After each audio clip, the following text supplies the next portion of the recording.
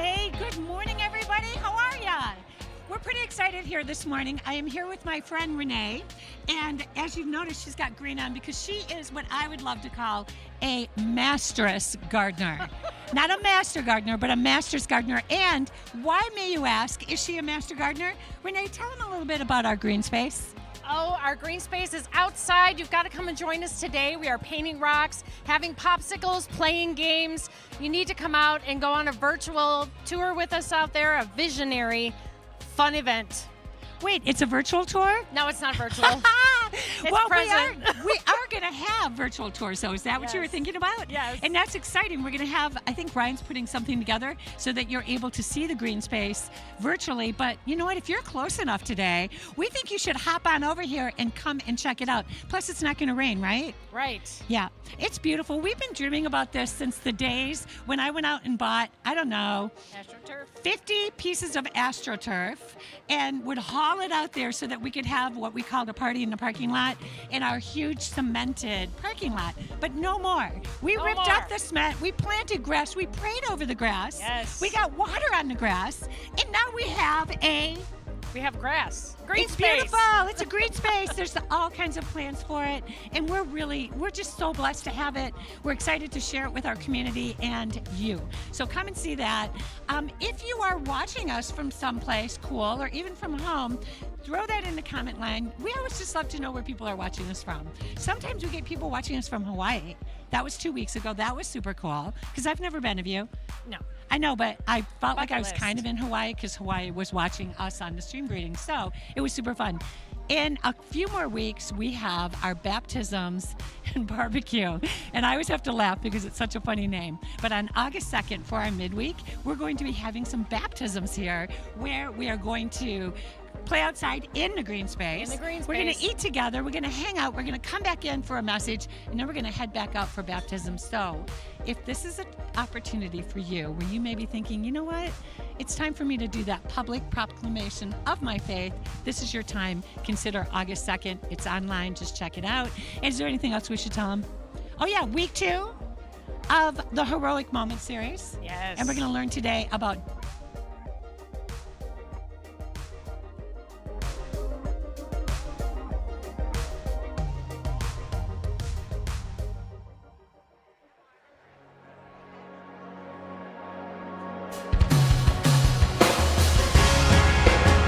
Hey, what's going on, Kensington? Good morning.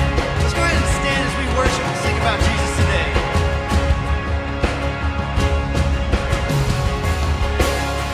When all I see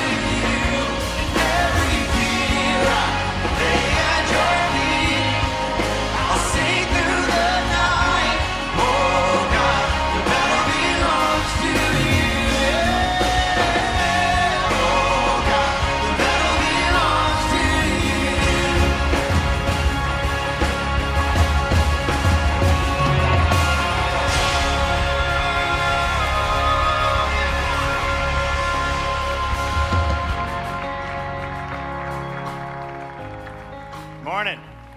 Hey, before you sit down, just turn to somebody near you and just say good morning. Let them know that you're glad that they're here. And that's it. Just say hi.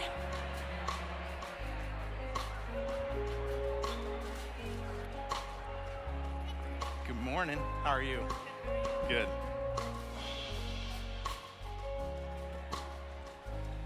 I have a sense that for some of you, that song is, it's probably a promise that some of you really need to hear and be reminded of this morning. And maybe even sit in. Maybe you need to go home today. You need to download that one. You need to look it up on Spotify or whatever you use. And you just need to listen to it and let the truth of those words speak to you. Because some of you are in a battle right now. In your marriage or at work or in yourself, there's just a battle. And you need to be consistently reminded of the promise that where we see ashes, he sees beauty. Where we see a cross, he sees an empty tomb. Those aren't just lyrics. Those are truths about the God of creation and how he sees what is so often the battles and even what we see as the destruction in our lives. He sees entirely different because his power is not your power. His ways are not your ways. His mind is not our mind. And he is so much greater and above and beyond. So I just hope if you're sitting here this morning, because we're not all in the same place today, but if you're sitting here today and you need to be reminded that in whatever battle you're in, that he sees the end of it, and where you see ashes, he sees beauty, then don't just let that be the song that we opened up with this morning. Let it be the words that are worship. In other words, the word worship means giving worth to God, that they are the words that allow us to ascribe the worth to him that is him for what he can do and longs to do in our lives. So this morning, we're going to talk a little bit about a text in the Bible that is just that. It's an overwhelming battle where it looks like the odds are lost, but God shows himself to be faithful to his people and to come through for them. We're going to get there in a minute, though. I am super glad to be back with you a couple weeks away. Thank you for all the jokes that I've already gotten this morning about whether or not I still work here. My wife, Nicole, and I, our oldest, got married a few weeks ago, and it's just been a couple weeks of enjoying that, enjoying him, and just getting used to the new transition and the new season of life that we find ourselves in. Lots going on around here. A few things to let you know about this morning before we jump in any deeper. Our next midweek is coming up in August. August 2nd is going to be our next midweek. That is going to be a little bit of a different midweek for us because we're going to do a few things unique to our typical midweek. Number one, we're going to have baptisms this next midweek. So if you've not been baptized yet, if you've thought about it, if it's been a thing in your mind, you're not really sure it's time yet, or you missed the last time, this is time.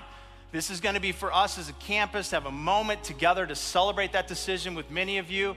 We're going to do that outside. So that's part of what's going to be different. This will be the first time that we're going to utilize our outdoor green space for a service. So we'll do the service part here, and then we're going to move outside for the baptisms. If you were part of the tree lighting with us the last couple years, it's very similar. We're going to start in here, and then we're going to move outside for the end part of it. So that's going to be August 2nd.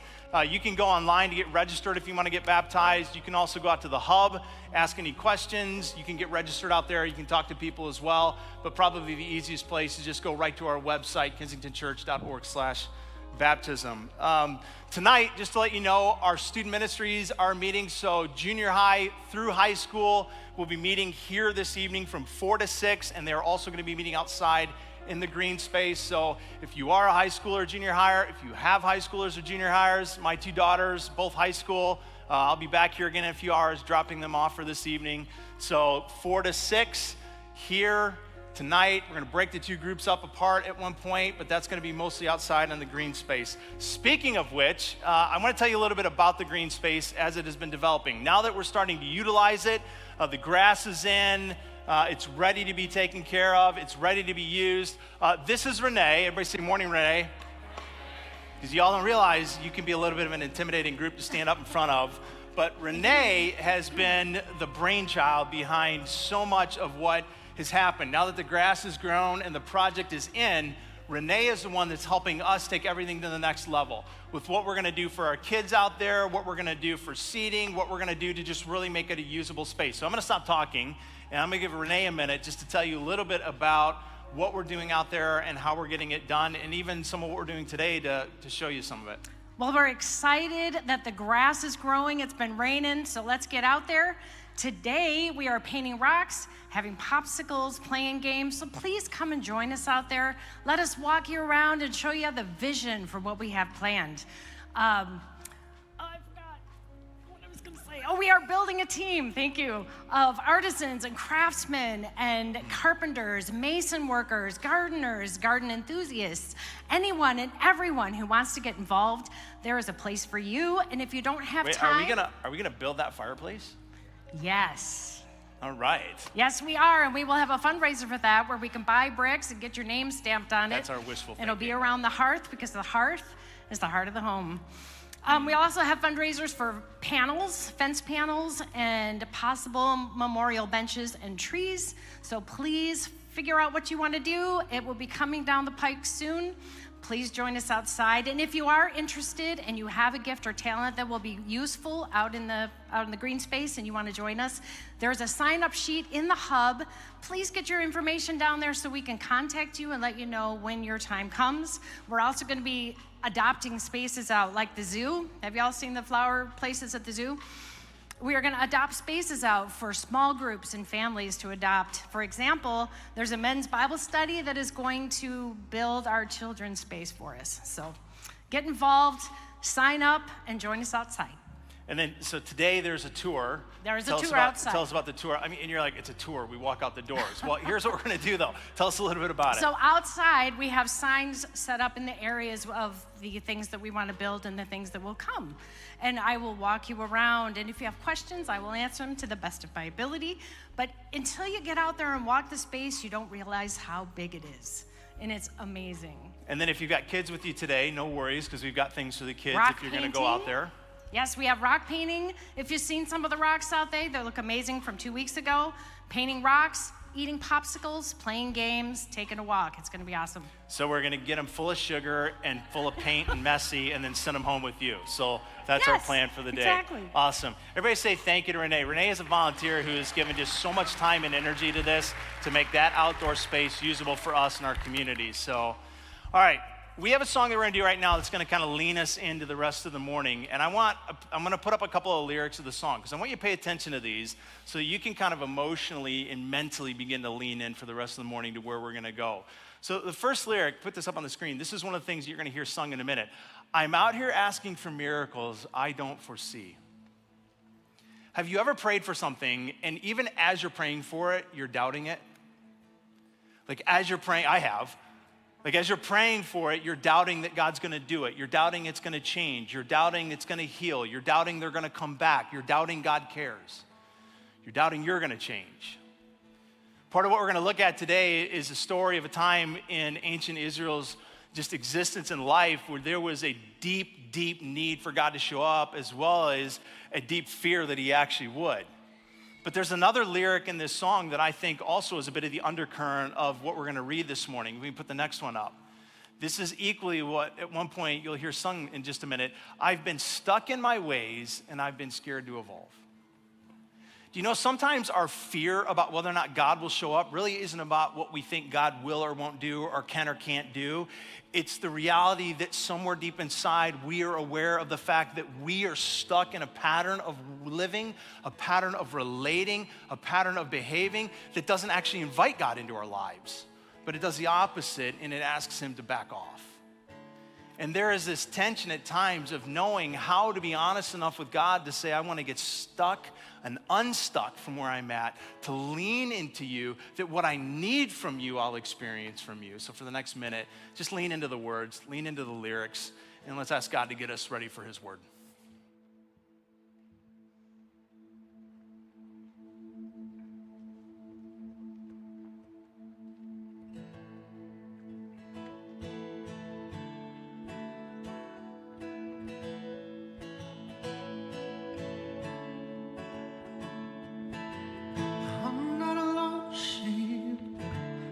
Feel alone in the fire. I think we all have our doubts. I think mine just caught up. And I've been stuck in my ways. Oh, I've been scared to evolve. that the thoughts that I thought about you just don't work like I thought.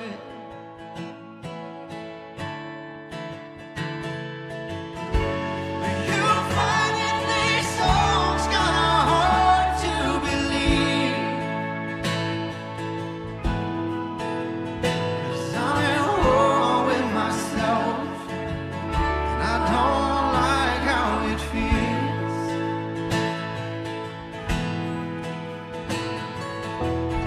I'm out here asking for miracles I don't foresee. Or maybe faith is a gift that I'm yet to receive.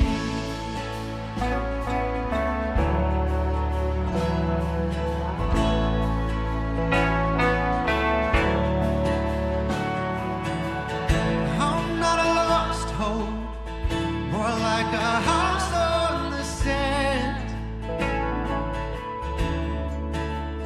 And if the wind starts to blow, I don't know how much longer I'll last.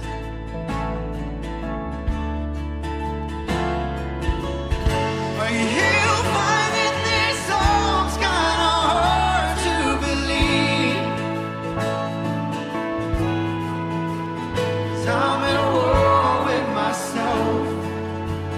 I don't know what I think.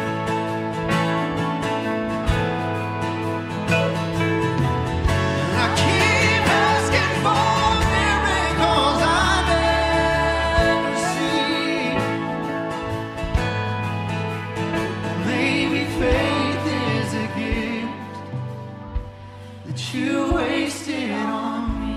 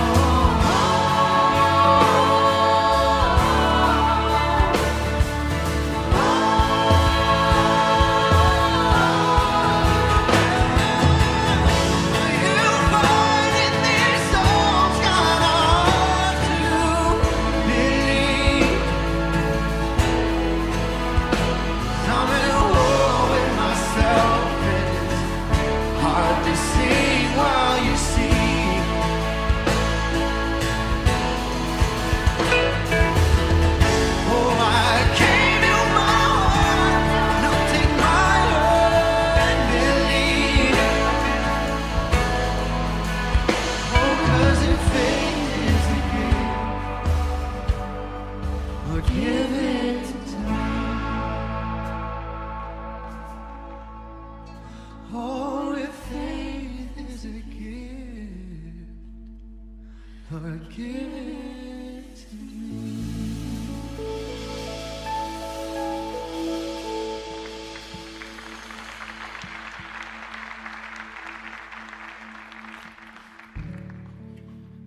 That lyric in the song, are you finding these words kind of hard to believe? Do you ever sing songs and you read the lyrics, or you even sing the lyrics, and yet inside you it is hard to believe?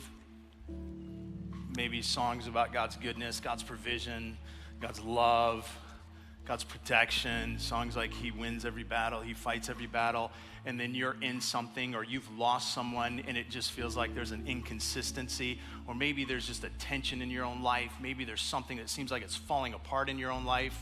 Sometimes that's just the brokenness of humanity. Sometimes there isn't a great explanation. Sometimes whatever explanation there is to be had, it won't be had on this side of eternity. But there are other times where there is an explanation. It's not one that we often like, but there is sometimes explanation for the place we find ourselves in life.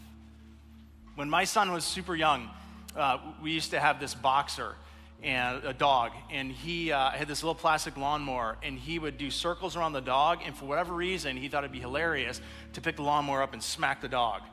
And I'm like, son, you can't, and this was the best dog in the world. He would just kind of sit there and look at him, like, I could, but I won't, boy.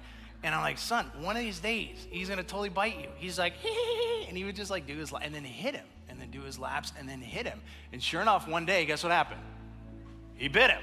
He snapped him right on the ankle. Now, what if my son would have concluded in that moment, Dad, you must not be good to me. You must not be loving because you allowed that dog to bite me. What we realize is that there are times where we behave in such a way that the consequences of that behavior is what bites us. But then sometimes we stand in a place where we go, I'm finding these words hard to believe, God, about you, about your goodness. And sometimes in his goodness, what he says back is, listen, I told you not to hit the dog with the lawnmower. I didn't want, I will step in, I will help. But you have to understand that sometimes the consequences that you deal with in life are the result of the moments that you have turned your back on me. That's the underpinning of the story we're gonna lean into. It's really the underpinning of the entire book of Judges. For this whole series, this is week 2 of it. We've got 5 weeks. 3 of the weeks we're gonna be in the book of Judges. The last 2 weeks, we're gonna jump out of the book of Judges into New Testament places, New Testament people. But I don't know if you've anybody read the book of Judges recently? Exactly. Like the book of Judges, if you've never read it, maybe you have before at some point, let me just tell you, this is one of the most difficult books in all the Bible to wrestle with. It's one of the most violent books in all the Bible, containing some of the most violent stories and some of the greatest atrocities of what human beings can do to human beings.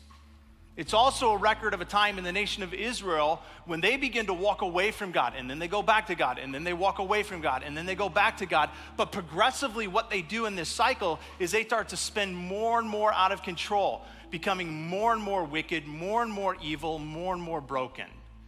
It's a book that is kind of in the setting of a time in history where it's a little bit like the Wild Wild West on steroids. Everybody's just kind of doing whatever they want to whoever they want. There is no rule, there is no order. It's kind of the strongest survive. This is not a book that is easy to read. It's frankly not a book that's easy to teach through. It's a book that nobody is writing kids' stories out of. Like nobody's crafting like kids' Bible story books out of the book of Judges. Okay, sweetheart, let's read the story before we go to bed. And then he slaughtered 10,000 of them with the bone of an animal and piled up their bloody carcasses. Okay, sleep well. Like nobody's writing a book out of the book of Judges for little kids to read. And so you might go, well then why even put it in here? And even if it's gonna be in here, why read it? Like let's go to Psalms. Let's read this morning just about the faithfulness of God, his love that endures forever. Like why camp in some of the most violent places in the Bible for a couple weeks of this series? And here's why.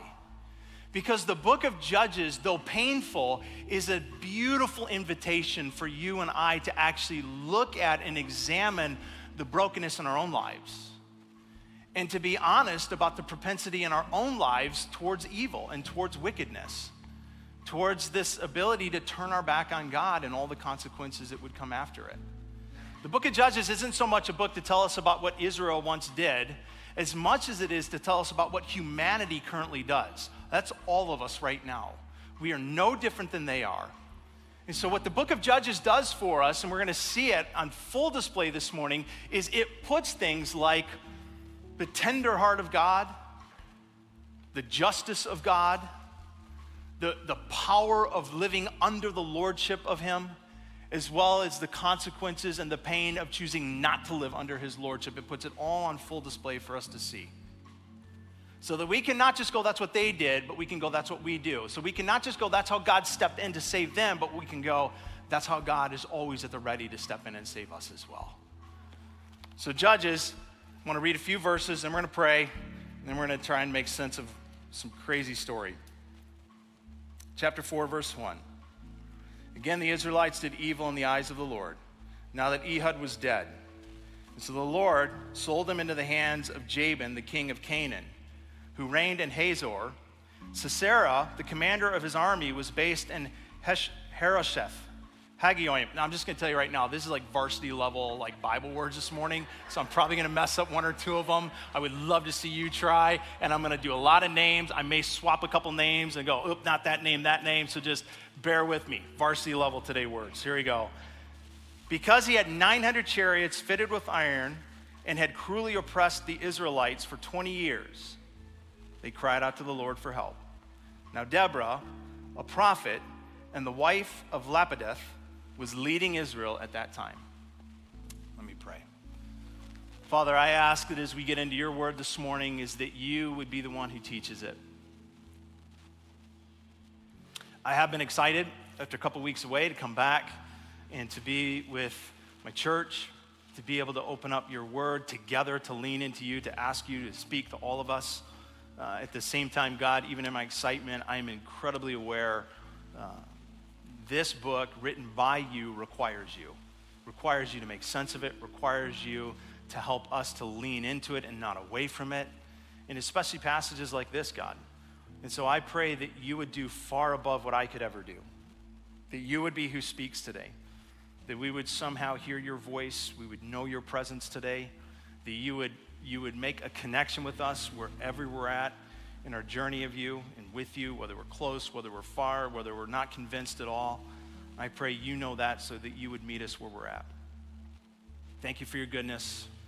Thank you for your sovereign design that allowed this book, so much of who you are, to be recorded in its pages, to help us understand you better, to understand ourselves better, and to understand life with you, and even, frankly, life apart from you better. In Jesus' name, amen. Hey, we're going to, before we go any further, we're going to take up our offering this morning. And as always, just say thank you. Thank you for your generosity. Thank you for your support. Thank you for your partnership. Thank you for all the things that we're able to do as a church. One of the things that I do pretty often in my role as director of church planting here is I get to visit a lot of other churches, some that we've planted, some that we're considering partnering with, and just other partners of churches that we have started. And I would just tell you that there are so many things that are unique about Kensington, and one of them, it sincerely is the open-handed generosity that we live with. Like the amount of stuff and time and compassion that we give away is crazy. And it just makes me super proud to consistently be a part of this place. So if you're not part of that with us, we'd love to have you join us. All the ways are on the screen. You can see that.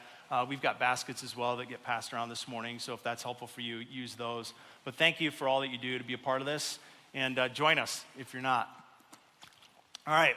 So before we get to Deborah, there are Deborah, who's going to be the judge of this passage, and in many regards, kind of the main character, though there's a lot of supporting people around her in this story. Before we get to her, there's a few things we do need to make sense of, though. I think that help make sense of the overall context of the story, as well as make sense of how any of what we're going to read has anything to do with our lives here today. First word begins to tell us a whole lot, not just about Israel, but about ourselves as well. Again, the Israelites did evil in the eyes of the Lord. There's two phrases there that are super important. One's a phrase, one's a word. Again, and in the eyes of the Lord. The phrase again, you're going to see all throughout the book of Judges. Judges covers about a 350-year time span. It covers about 5 generations of people collected in 21 chapters of this book. And frequently you will see this phrase again, over and over and over. If you go back to chapter 3, you'll see it in chapter 3. Again, the Israelites did evil in the eyes of the Lord. The story we're looking at this morning is recorded in chapters 4 and 5. So if you go to chapter 6, you'll also see it. Again, the Israelites did evil in the eyes of the Lord. Part of what's happening in the nation of Israel is what happens. It's what we do. It's what I do. It's that we have this tendency to be on again, off again with God, where we're leaned in, we're living for Him, and then we kind of get off the rails and we go sideways sometimes in small ways and large ways. Israel had a habit of being completely committed and then completely disconnected from God. And so they were in this cycle, this pattern, and that's what the word again indicates, is that here they are, they're back in it one more time. On your screen, there's just a simple diagram. This is the nation of Israel. This is what the again is actually pointing to, is that Israel would be in this place where they would sin, they would somehow break relationship with God by breaking expectation of who He called them to be as people, how He called them to live. As a result, they would suffer whether they would suffer through sickness, whether they would suffer through invading armies of other nations, somehow suffering would enter as a result of their sin. Then at some point, sometimes it'd be a short time frame, sometimes it would be years of a time frame, but at some point they'd come back and say, we're sorry. There would be a sense of repentance. They would realize like, hey, life actually without you is not better. We don't make better gods for ourselves than you do. And so then they would cry out to him, would you save us? There would be this sense of repentance. Would you step in? Would you do what we can't? Would you fix and rectify the situation? And he would, and then they would live a period of time back in harmony and relationship with God until they sinned again. And then they suffered. And then they said sorry.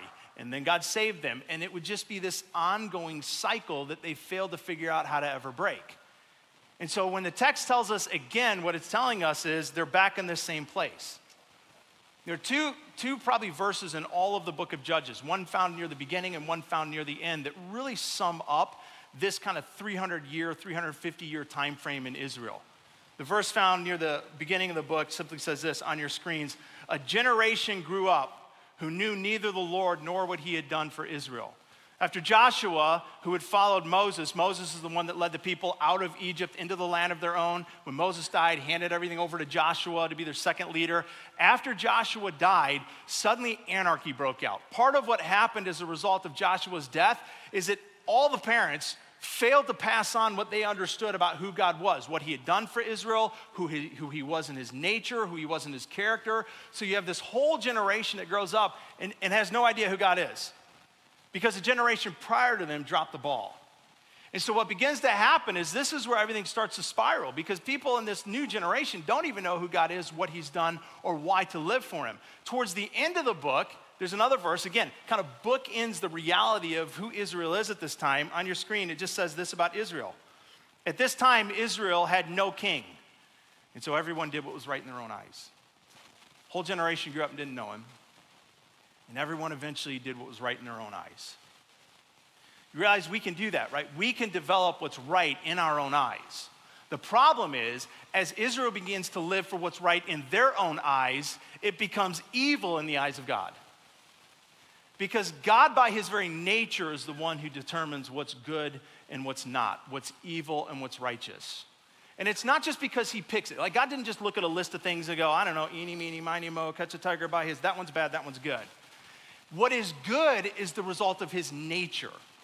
What is evil is anything that runs contrary to his nature. So God doesn't just decide separate from himself what is good and what isn't. You understand that? Like, good is the very nature of God. And evil is anything that runs contrary to the nature of God. And so you have these people that are determining for themselves, we'll figure out what's good, we'll figure out what's right, we're gonna live as gods to ourselves, we're gonna live under our own rules, under our own morality. Their own morality becomes very fluid at that point instead of fixed on the nature of God, and they live for what's right in their own eyes. Now here's what's interesting. That second phrase, they did evil, again, in the eyes of God, there's several things that we can understand about that. I think for our purposes today, here's something I want us to understand. As wicked as Israel becomes, and they do become incredibly broken, they'll go on to do some of the most horrific things that one person can do to another person or groups of people can do to other groups of people. And yet at no time did God ever turn his back on them. It said Israel again did evil in the eyes of the Lord. When somebody frustrates you, when somebody makes you mad, when somebody offends you, what do you tend to do? We turn our back on them. Emotionally, we do that. Physically, we do that. There's somebody at work, for many of us, maybe all of us, that when they come walking down the hallway, are you running into a conversation or running away from it? There's people in your own family that when you get together for holiday events, you're hoping they sit at the opposite end of the table. Or you're deciding not to come because you don't want to have to talk to them. Or you don't want to have to see them. Like, there's just a reality. When somebody hurts us, we have a tendency, whether it's just emotionally, but we put on a front, or even literally, we turn away from those people. God at no point turns his back on his people. No matter how evil, no matter how broken, no matter how twisted Israel becomes, God continues to look at his people. He does the same for you and I. No matter how much we might turn our back on God, he never turns his back on us. And he doesn't continue to look at us with like creepy stalker look. He doesn't continue to look at us or at Israel with kind of the side-eye judgmental glare. He looks at us with the tender heart of a father that says, I'm just gonna wait patiently for you to return to me. Think like the prodigal son. If you know the story of the prodigal son in the New Testament, it's a story Jesus once told himself to explain the heart of God towards all of us. He tells a story, it's a made-up story that he makes up of a young boy that goes to his father, pretty wealthy father. He's done well for himself. Boy says, I want my inheritance. I want it now. Totally offensive to his father, totally demeaning, dismissive of his father, takes a large part of his father's wealth, squanders it, spoils it, then tries to come back home and decides, what did I do? I've ruined everything. I've ruined relationship with him. I've ruined what he gave me. So maybe I'll go back and I'll be a hired servant to him. And in the story, the way Jesus tells it is as the son comes home, where's the father? Do you know the story? Where's he at? He's outside waiting for him, yeah. You get this sense that he's at the end of the driveway waiting for his son to come home. He's not inside, forgotten about his son. He's not keeping a list of all the things he's gonna get in his face for when he comes home. He's waiting compassionately for his son to just come home so that he can wrap his arms around him in love. Listen, never fall for the lie that has a tendency to surface every couple generations or every generation at some time or another that is really prominent right now, that the God of the Old Testament and the God of the New Testament are different. This idea that the God of the Old Testament is kind of a cranky adolescent that needs a sandwich and a nap. But the God of the New Testament, Jesus, thank goodness he matured and grew up and now he's loving, because in the Old Testament he was just mad. No. This text right here by the Israelites doing evil in the eyes of God is one of those places in the Old Testament that affirms for us that God is the same. He is not two different gods. The Old Testament, the New Testament. Jesus possesses all the same characters of the God we see in the Old Testament because it is him. And the God of the Old Testament possesses the same characteristics of Jesus because it is him. And so God has his eyes and his face turned towards his people even as they have their back turned towards him.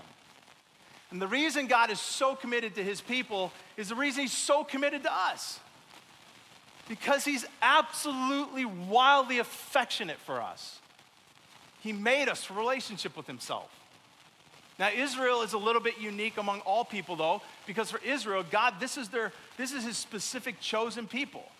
A group of people that it's his desire that through relationship with them, he would essentially create a canvas for the rest of the world on which he would paint his character, his existence, his way of life. His whole idea is that Israel, as you walk in relationship with me, as you walk in my ways, what you will demonstrate to the rest of the world is not only do I exist, but my existence, me as God, me as Lord over your life, and living in my ways is better than anything else in all of creation and existence. Because I am the one who made all of creation and made all of existence. So when Israel, it says, does evil in the eyes of the Lord, they're not just rejecting his ways. It's not like they're just simply breaking his rules. What Israel is literally doing, because God's ways are attached to his character and his being, they're rejecting him. They're not just saying, hey, God, we're going to do things different than what you want us to do. What they're literally saying is, we want a different God. We want a different Lord over our life. We want a different king. We want a different people. We want a different experience of life. We don't want you anymore. That's what they're saying to him. I'm going to have to use a handheld. Hold on. I got to read varsity level Christian words and use a handheld today. It is much better, but we'll see. It sounds better. You guys see me. I'm a hand talker. You're going to get all day. So, you ready, Reagan? Stay with me, I guess. You know, if somebody really wants to be kind, you can just come up here and hold it for me and walk with me. How about that? Matthias, Pitts. So here's Israel saying, hey, we want a different way. We don't want your ways anymore. We want a different God. We don't want you. We want somebody different as Lord over us. We want to experience a different people. We don't want to be your people anymore. And one of the most incredible things about God, being the authority of all things that could make us do whatever he wants us to do, doesn't, is he says, okay. He'll never force us into obedience. He'll never force us into relationship. He'll never force us into his ways. And so just like with us, he says to Israel, all right, if that's what you want a different way, you want a different king, you want a different Lord over your life, then I give you Jabin, king of not my people, who serve a very different God, AKA a counterfeit version of me. and who live for incredibly and entirely different ways than I do. Jabin, who we just read about, who's a commander, he's the leader of the Canaanite people, he and his people by nature, they invented some of the most evil ways to be evil. This is a group of people that the way that Jabin lives, the way that he leads his nation is you want it, you take it. We're stronger. They are broken, they are vile, they're violent. This is a people that even for the religious services, part of their religious services is to murder their own children. Like, this is an incredibly broken people, and if you disagree with them, you lose. Because they have a formidable army, and in their army, as we just read, they are outfitted with 900 chariots, but not just any chariots. These are chariots that are made of steel. They're laced with, they're outlined with steel. They are kind of ahead of their game a little bit in this day and age. It's really difficult to try and create a modern day comparison to what Jabin had with his army and his chariots and what Israel had. Because Israel had quite a few men. At one point, they're going to go to battle with them, and they're going to bring 10,000 men. However, to create the comparison, it might be like, even with all of the men that they had, they stood no chance against these chariots of steel. It'd be like going up against modern day tanks with rubber band guns. You know those things where you put the rubber band on and pew, yeah, that's what they're gonna go up against. You lose. So if you disagree with Jabin and the Canaanites, it doesn't matter. He's more powerful. And then Jabin has over his armies a man named Sisera. And Sisera is probably even, if not as evil, he's even more evil. Because all of the things that Jabin wants to do, he carries out through his commander. So all of his wickedness, all of his broken, all of his pillaging, it happens through his commander. As a matter of fact, history tells us that Sisera was so wicked that to this day, he probably ran one of the largest sex slave trade groups ever. Because he would take men, he would take women, he would take children from the towns and the villages he would pillage, and many of them he would sell them off. This is an entirely broken group of people. And Jabin and Sisera under his command unleash all of their oppression, all of their violence on Israel for 20 years. For 20 years, this is what they live under. You realize that sometimes the consequences we're facing in life are the result of the fact that we've turned our back on God and his ways. This is where Israel's at this moment. God's not doing this to them, but he has allowed them. If you want a different people, then you can have a different people. And you can see that my ways really are better. So for 20 years, they live under the oppression of the Canaanites, and particularly Sisera, until they cry out to him. And the second they cry out to him, remember the cycle, God responds. All right, if you're still there, go back to the text, verse 4. Now Deborah, a prophet and the wife of Lapideth, was leading Israel at that time. She held court under the palm of Deborah between Ramah and Bethel in the hill country of Ephraim. And the Israelites went up to have their disputes decided.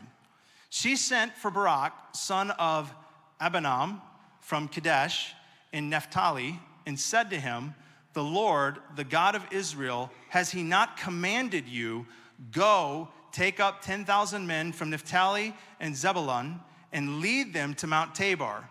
I will then lead Sisera, the commander of Jabin's army, with his chariots and his troops to the Kishon River and give him into your hands."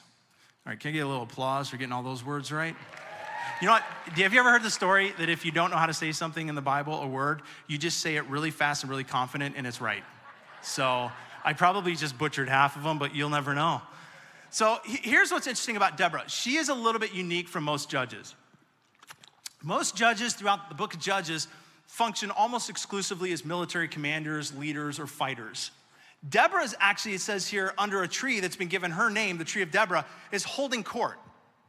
Now, not like court, like a judge with a black robe and deciding on cases. She's literally helping counsel people. One of the things that's unique about Deborah, and you read part of this about her in chapter 5, which I just really encourage you. Like after today, don't let this be a one and done. Like go back, maybe this week, this is your time trying to pursue God, is just sit in the text. Chapter 4, chapter 5, see what else he has to say to you. Read part of what we're not gonna have the time to read today. But chapter 5 talks about the fact that part of what's happening for Deborah is she has this kind of motherly, nurturing heart.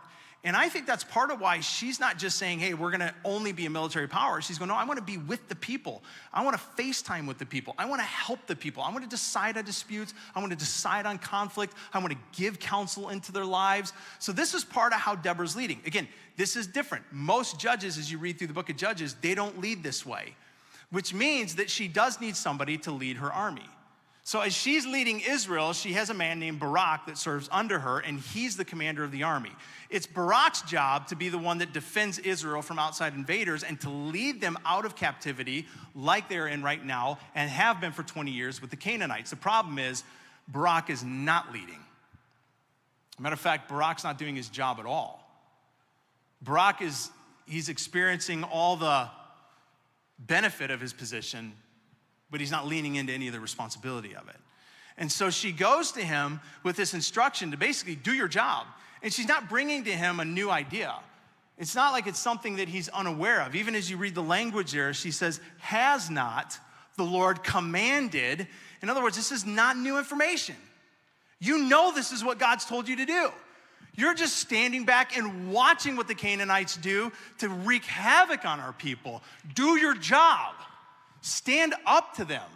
But he, like anybody else that would be tempted to stand up to the Canaanites, is worried about the fact that they've got the M1A1 tanks of the day. And so he knows in his mind, if I go up to war with them, it's not gonna go well for me. So I'm gonna reap all the benefits of being in a high level position, but I'm not gonna execute any of my actual responsibility. I'm gonna lead like a coward.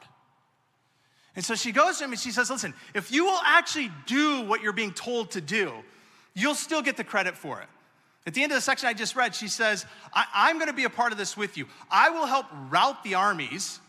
I'll actually be the bait that will lead his armies on, and then you can do the attack, and you will be the one whose hand Sisera's handed into. So in other words, she's saying, if you will at least now do what you're supposed to do and what God's been telling you to do, you'll still get the credit for it. The whole name of this series is Heroic Moments. And I think sometimes when we think of heroic moments, we think of more stereotype ideas of heroicism. We think of somebody running into the burning building. We think of somebody running into danger instead of away from danger. We think of the William Wallace types taking on armies 10 times bigger. But you know, sometimes some of the most heroic things that you can do in life is actually speak truth to corrupt leadership. You can speak truth to self-centered, weak leaders. You can call them to account and who they should be and how they should live, because those who are in power have the ability to influence others, whether to the good or to the bad. Sometimes some of the most heroic things that we can do is we can actually confront bad leadership. And so she does. She goes to him and she says, hey, listen, lead. Live how you're supposed to live. Do what you're supposed to do. God's given you a position. Execute it in the way that brings him honor. And instead of responding right away and saying, you're right, you're absolutely right, he tries to make a deal with her. So again, go back to the text. I told you it's gonna get weird with this mic in my hand. Verse 8, Barak said to her, if you go with me, I will go. But if you don't go with me, I won't go. Here's what he knows. He knows God's with her. He's scared. He wants her at his side. He's worried that if things go wrong, who can he blame? Well, if Deborah was here and it all went to pot, it's her fault. So for a myriad of reasons, he's saying, hey, I'll go. I'll do what I'm supposed to do, but you need to come with me and you need to be a part of it. That's not her job. But here's what she ends up saying. Certainly I will go with you. But because of the course that you were taking, in other words, you're still taking the cowardly course, you're still only half-heartedly following God. She says, because of the course you're taking, the honor will not be yours. For the Lord will deliver Sisera into the hands of a woman. So Deborah went with Barak to Kadesh. And there Barak summoned Zebulun and Naphtali, and 10,000 men went up under his command. Deborah also went up with him. In the rest of chapter 4, you can read how the battle goes. They do go to battle. The battle's fierce. And in the end, Israel wins. If you skip over to chapter 5, because we can't read the entire account, chapter 5 is kind of the post-war summary. It's almost a song that Barak and Deborah kind of compose with the details of the battle. And in one place, in a few different verses in chapter 5, it explains how rubber band guns defeat M1A1 tanks. So if you go back to the text here, it says this in chapter 5, verse 4. When the Lord went out from Seir, when you marched from the land of Edom, the earth shook and the heavens poured, the clouds poured down water. The mountains quaked before the Lord, the one of Sinai, before the Lord, the God of Israel. Then go over to verse 20. From the heavens, the stars fought. From their courses, they fought against Sisera. From the river Kishon, swept them away. The age-old river, from the river Kishon, march on, my soul be strong. So here's what is happening, is that they go to battle, and at one point, God decides to send rain that overflows the river, floods the valley, and turns everything into a muddy, soupy mess. 900 chariots is a formidable force on a dry, open plain of ground. But you put those same chariots into a valley that floods and turns into mud, what was once your strength now becomes your weakness. And so at just the right time, God sends the rains that trap all the chariots. The war happens between the two armies, and Israel ends up overpowering Sisera and his men. You know, one of the things I think is so important is we're thinking about, you know, what do we take from a story like this? And I want to drop a couple of things in just a second. But one of the things I want to say right now is don't ever assume that you know what the outcome of being obedient to how God is nudging you is going to be. I guarantee you that the only reason that Barak has not gone to war yet is because he, quote unquote, knows how this is going to turn out. He knows that he's going to lose. He knows that Sisera is going to overwhelm him. He knows that Israel is going to fall under their sword. It would make sense. Our job is to do the obeying. God's job is to send the rain. What he had no idea would happen when he was obedient is how God would step in and also be a part of the battle. There are just times in our lives where we have a tendency to feel the nudge of God telling us to do something, but we convince ourselves that we know how it's going to turn out if we obey. Maybe it's a nudge to end a relationship, but we know how that's going to go. Maybe it's the nudge to quit your job, but we know how that's going to go. Maybe it's the nudge to reach out and ask for help, but you know how people are going to look at you or how you're going to be judged. Like, we just have a tendency to convince ourselves that if we're obedient to something God's asking us to do, that we, quote unquote, we know how it's going to go. And usually we have a negative image in our mind of how it's going to go, which keeps us backtracked. Never assume that you actually know what the outcome of your obedience to God will be. We do the obeying, and he does the miraculous. So the war happens. Israel wins. Sisera, at one point, we're told, flees his chariot that's stuck in the mud. And what he ends up doing is he runs to an area where he feels like there's neutral ground. There's a man named Heber and his wife Jael. They're of a clan of people that has kind of made a truce essentially with the Canaanites. The truce is essentially, hey, we won't fight each other. Not necessarily strong allies, but I won't fight you and you won't fight me. The problem is that this is not the traditional history of the people that this guy and his wife are a part of. They're a part of a community of people, a group of people called the Kenites.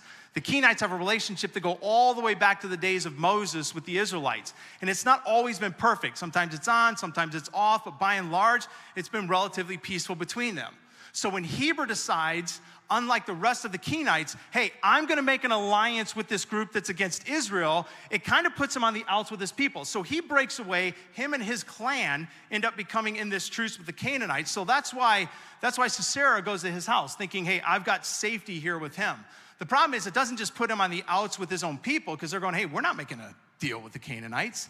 It even puts him on the outs with his own wife, Jael, because she's not wanting to be a part of this pact that he's made either. Again, you have another man that's leading in such a weak way that he's only taking care of himself. He's only thinking about himself. And so his wife's going to take care of what needs to be done. This is where the Bible gets, I think, sometimes really crazy. You go back to the text, and it says here in verse 18, Jael went out to meet Sisera and said to him, "Come, my lord, come right in and don't be afraid." And so he entered her tent, and she covered him with a blanket. "I'm thirsty," he said. "Please give me some water." So she opened up a skin of milk and gave him a drink, and then covered him up. "Stand in the doorway of the tent," he told her, "and if someone comes by and asks, 'Is anyone here?' your answer is no." But Jael, Heber's wife, picked up a tent peg and a hammer and went quietly to him while he lay fast asleep, exhausted. And she drove the peg through his temple and into the ground, and he died. No duh. Right? Like, what in the world do you take from a story like this? Like, I'm flying to try and get these details in because there is so much in here. But it's like, okay, great. Bit of history, super violent. What the heck is the point? Okay, make the point about a couple of the different people that we see in the story. And here's where I think it becomes our story and what we take from it. Start with Israel. And I'd encourage you, we're gonna put these on the screen. Take a picture, write them down, do whatever you gotta do. Don't just let it be on the screen and then done and gone. I think if we're gonna learn anything from the overall nation of Israel that then influences what we learn from a few individuals within this text, number one is that we need to choose to completely be obedient to the lordship of Jesus in our lives. And when and where you're not, don't wait 20 years to repent. Part of what God was inviting his people into is a relationship, not just so he could lord over them, do it my way because I'm God, but where he would just say, I have made you, I have made life. I know how life works best. If you will let me be the Lord of every area of your life, I am a good God. I am a good Lord. I am not Jabin. Let me be the Lord of your life. But we, just like the Israelites, we have a tendency to fight God and believe so often that we'll actually make better gods over our life than he will. Like, we'll believe in you, but we'll not give you this part of our life. We'll give you this part, but we won't give you that part. One of the mistakes that Israel constantly made that led them so often into this cycle was that they failed to allow God to be full Lord of every part of their lives. And they kept wanting to try other things. They kept wanting to try other ways. They kept wanting to try other gods. They kept wanting to believe that they could do it better than him in other parts of their life. And then it would take them sometimes, like in this text, 20 years to realize, no, this actually doesn't work out. Now here's where we're no different than Israel, and here's where God is so powerful and so beautiful, is that none of us will ever break that cycle. My life and your life will continue to be, to one degree or another, an experience of walking with God and then messing it up. And then coming back and saying, God, I repent of that. And then walking with God and then messing something else up. And then coming back and saying, God, I repent of that. But you have to determine who's Lord of your life. Is it him? Is it you? Is it something else? Is it your job? Is it your career? Is it a relationship? And when you deviate off of that, don't wait like Israel did to come back and say, you know what, God, I need to walk with you. Do it immediately. Why? Because his eyes are always on you, and they're never apart from you. God is always waiting for you to say, all right, that I messed up, and I want to walk with you. Give me the strength to walk with you again. I say if you're going to learn something from Barak, it's simply this. Step out and do what you're afraid to do. Step out and do what you're afraid to do. God is constantly nudging us. I really believe this. God is always in the business when we're in relationship with him of nudging. Nudging us towards something in relationship with someone else. Nudging us towards something he wants us to do. Nudging us towards something he wants us to stop doing. And one of the things that the enemy, maybe other people, maybe your own mind will do is it will develop fear about what will happen if you obey. And I would say if God is nudging you, do it. Whatever that nudge is. If it's a behavior to start, if it's a behavior to stop, if it's a relational thing, if it's something with your job, whatever it is that is the nudge. If there's something to take from Barak, I think the nudge is do what it is you're afraid to do that you know God's nudging you to do. From Deborah, I would say this. Be willing to challenge poor leadership and broken living. Be willing to challenge poor leadership and broken living. One of the things I love about Deborah is even in her position as leader over all of Israel is she gives out part of her leadership over to Barak to lead. And as he doesn't lead, as he fails to lead, she steps in and she confronts him and tells him, no, you need to step in and do what God's called you to do. You know, one of the things that is so lost, I think, among us in the church is to lovingly and graciously and tenderheartedly confront one another. We live in such an upside-down world sometimes of, well, everybody can do what everybody wants. Well, that's their thing. You do you. I'll do me, you do you. But if we're followers of Jesus Christ, then one of the things that we have, I think, both the instruction and the ability to do is to, with love, not condemnation, but with love, is to confront one another at times when we see one another wandering off from who it is that God's called us to be. and to do it graciously, to do that in our own lives, to see where have I wandered off, but to also do that with one another. Do you know where, I can't imagine where my life would be right now if it hadn't been for some of the people in my life, some of the men, some of the women, who have stepped in at times, gotten in my face with compassion but with strength, and said, that's not who God's made you to be. I think one of the lessons from Deborah is to be those kind of people. Willing to examine your own life, but also willing to graciously, humbly step into the lives of others that are derailing their own lives from who God's made them to be. And then there's one last character that I think deserves a little bit of attention, and that's Jael. Here's what I'd say about her. Our spike hammer driving into the skull woman. Stay consistent in the monotonous. Stay consistent in the monotonous. One of the things that we read about Jael in a couple different places in this text tells us a ton about who she was and what she did. Verse 17 of chapter 4 says that Sisera, meanwhile, fled on foot to the tent of Jael. Now, this is what's interesting. In a patriarchal world, in society, where the wife is named as the owner of the tent, tells us something about her responsibilities. As a matter of fact, if you skip over to verse 24 of chapter 5, most blessed of women in Jael, the wife of Heber, the Kenite, most blessed of the, and this is where we get key indication of who she is and what she did, of the tent-dwelling women. The Kenites were nomads, which meant that they wandered often and a lot, which meant that they were constantly tearing down camp and setting up camp, tearing down camp and setting up camp, tearing down camp, setting up camp. Here's what one commentator concludes about people who dwell in the tents. These are descriptions of women whose role was to mind the business of the family and may have even had respect to the manly actions performed by the wife in the tent and on the tent, equal, if not superior, to what was done in the field by her husband. There's even some anthropologists that have been able to kind of modern day witness in Somalia tribes of nomads that roam, and to see even now the role that women play in that context. And this is what one person reports about right now today, Somali women. All the work rests on the women. The care, the education of the infants, maintenance of the house, preparation of food, cutting of the wood, the supply of water, even up to the construction of the house are all in her department. Here's why that's important. Guess what she had a long history of doing consistently? Hammering pegs into the ground to keep the tent up. A couple years ago, we were with my wife's family, and they had this contest where they had this big block of wood, and they had like a dozen nails, and it was to see like how many hits with the hammer to get the nail in. So I was super excited because at one point there was only one guy left to go, and I was in the lead. I think I had like 3 or 4. And I was like, boom, nail down. Everybody else was like 10. And then my wife's cousin Harvey, who's a framer, steps up. And he pulls out his personal framing hammer, and he goes, bam, nail gone. I was like, what the heck? He goes, it's what I do. This is what Jael did. This is what she do. She's hammering those things all the time. Can you imagine the monotony of that?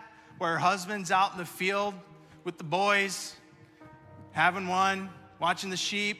She's cutting the wood, cleaning the kids, making the meal, and hammering the pegs into the ground over and over and over and over and over and over. And when the time came for her to be the rescuer of Israel, the monotony became her heroism. There's something in your life right now that feels monotonous, but it's something that God's called you to.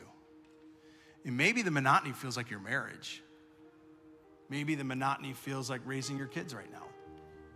They're young, and it's just, you love them to death, but it's just Groundhog Day every day. Maybe the monotony is your job. Maybe your consistency to the monotony will be the very way that in God's perfect time, He'll provide the miracle. With you, for you, through you. This book and these stories, they're not just about who Israel was and what Israel did and how God saved them. They're about us. They're about our tendency to wander away, They're about God's eyes that are still always on us and face turned towards us. And they're about the beauty and the power and the strength of what happens when we walk in harmony with Him. But these are also accounts about the destruction and the pain and the havoc of when we don't. So may we learn from them that cycle that they lived in wouldn't be ours. God, I pray that you, as I always ask, make your words ring true. What were mine that weren't yours, take them away.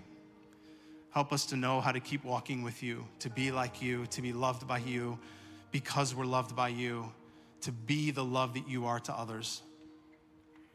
I pray that even in the crazy details of what people can do to people, that you would help us not lose the powerful details of what you long to do with people, with us.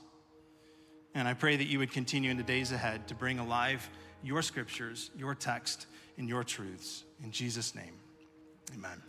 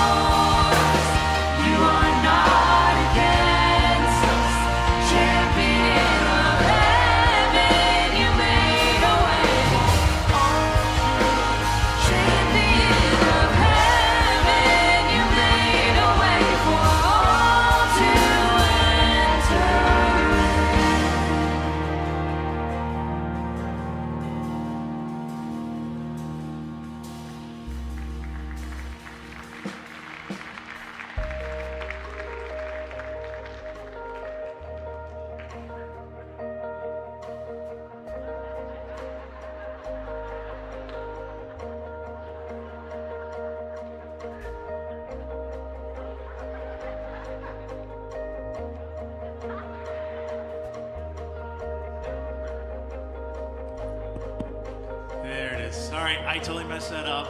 So, welcome to my scatterbrain sometimes.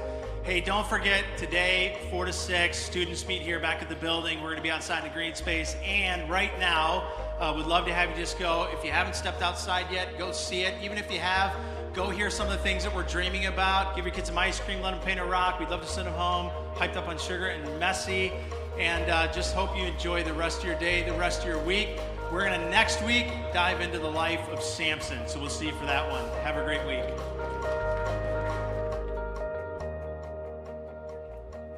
I'm all alone.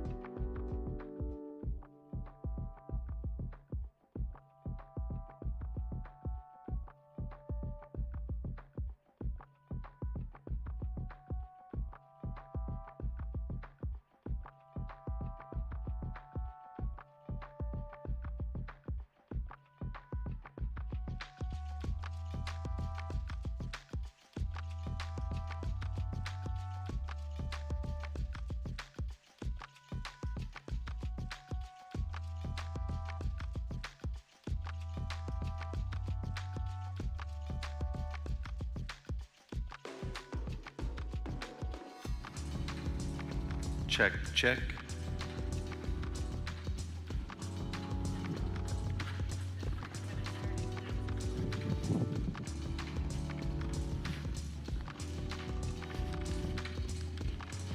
Check 1, 2.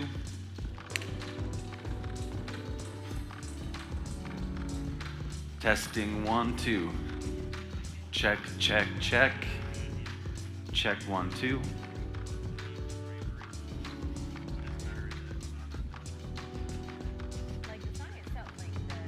So many weird technical things right now. This thing is new.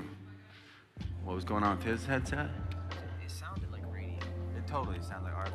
But it was like, the weird thing about it is it started low, like non-existent, and then it just slowly built like a steady. Finally, I was like, you go. It's working fine now.